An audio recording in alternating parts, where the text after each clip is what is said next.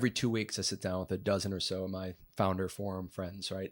One of the active gripes happening right now in the founder community is that those milestone bars have gone seemingly up of what is meaningful traction to get to a pre-seed. And I don't know what the trajectory has been over. I mean, I was raising capital 11 years ago, but why has that been in your perspective? Why are the bars seemingly going up, or is that just myth?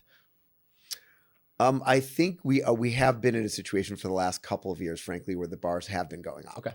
And that is really it's just the capital markets. Like if Yep. you went back 2.5, 3 years ago, the private capital markets were there was just so much capital in the markets. Yeah.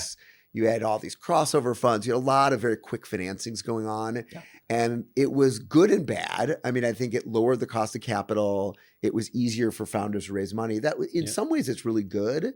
But then the downside is there's not as much time for founders and investors to kind of date a little while to make sure they get to know each other, so you can kind of line up like, okay, this is the right relationship that I'm going to have. And, you know, I think about it as, you know, I wasn't a founder, but even as a founder, talk to my students a lot about this.